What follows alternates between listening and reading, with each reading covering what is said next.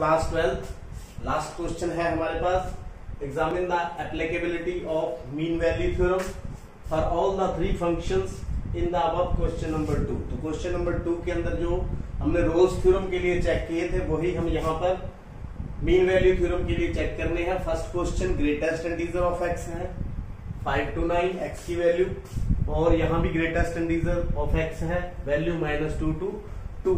तो वैसे दोनों जो सम है एक जैसे हैं, सिर्फ इंटरवल का फर्क है।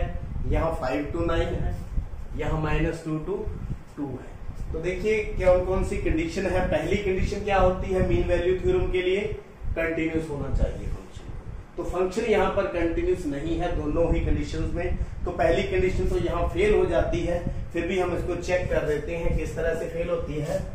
f(x) is equal to greatest integer of x, x belongs to 5 and 9। तो पहली कंडीशन कंटिन्यूटी की है, तो कंटिन्यूटी चेक करने के लिए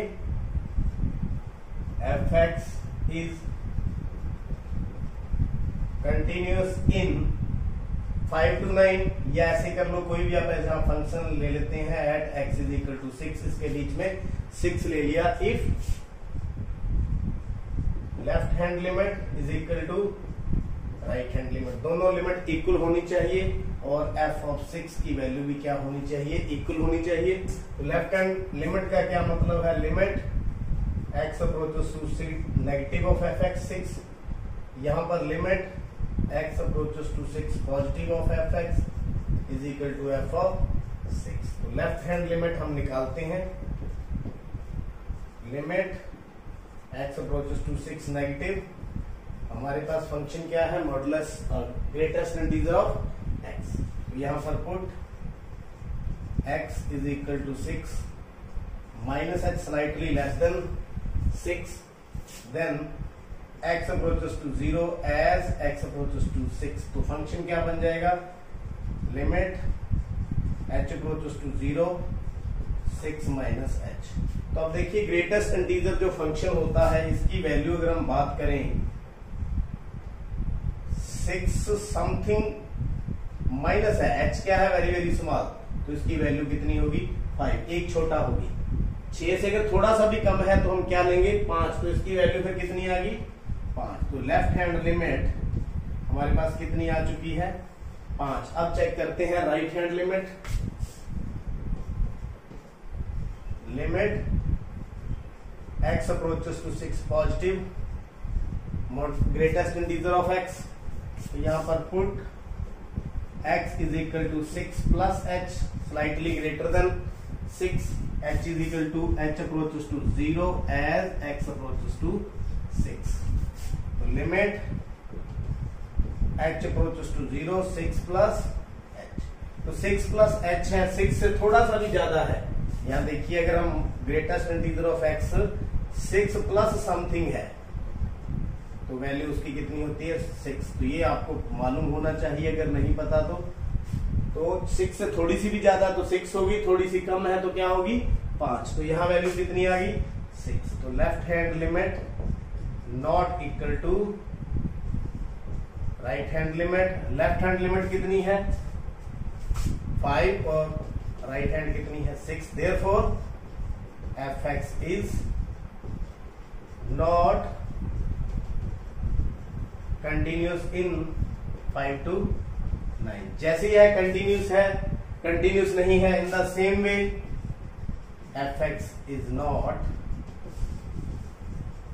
differentiable in 5 to 9। Third condition क्या थी, f ऑफ a और f of b।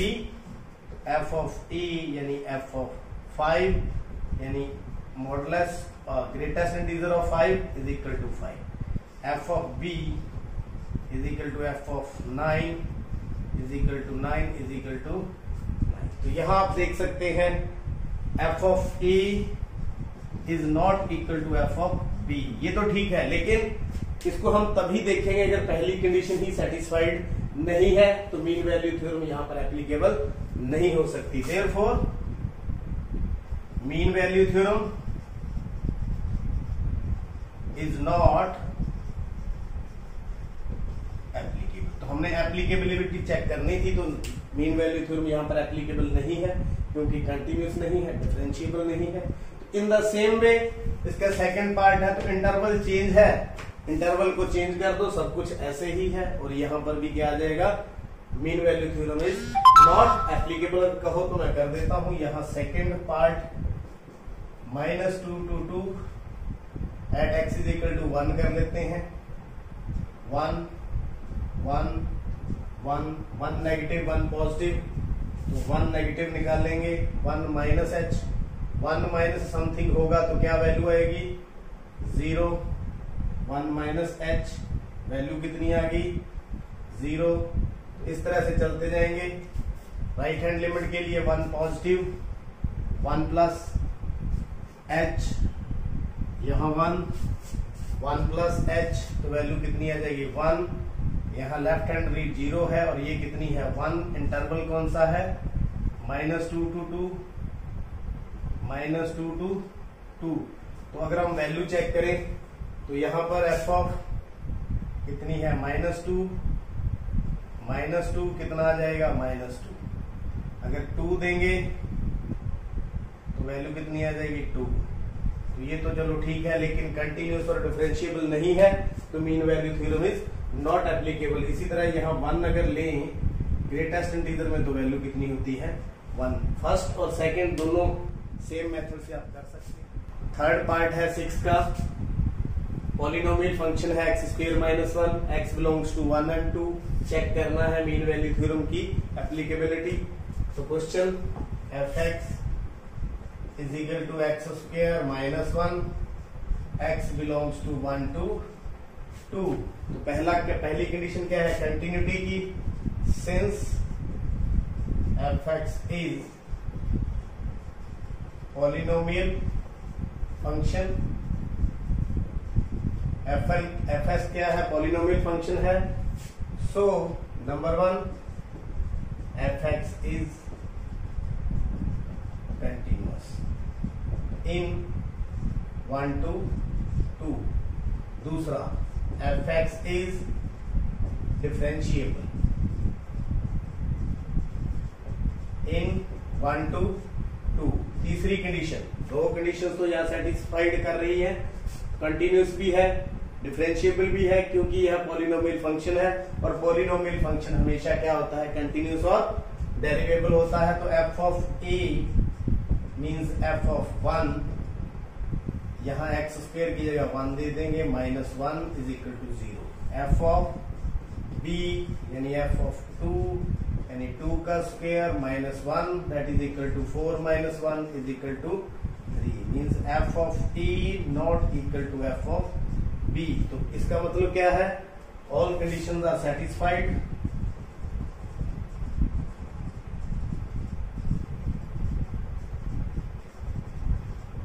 Rose mean value theorem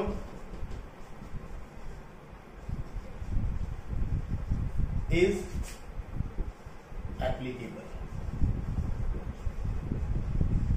applicable, then there exists a real C belongs to 1 to such that f dash C is equal to f of B minus f of A over B minus A। f dash C निकालना है हमें, या C की value निकालनी है। तो f(x) हमारे पास कितना है x² - 1। f dash x कितना हो गया 2x। f dash C कितना हो गया 2c। किसके बराबर है f dash C, that is equal to f dash C is equal to 2c is equal to f of B।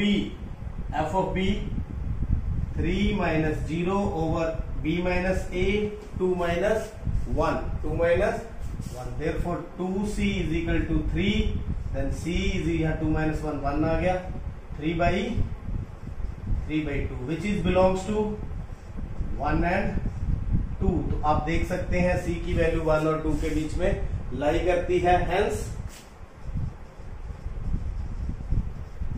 Mean value theorem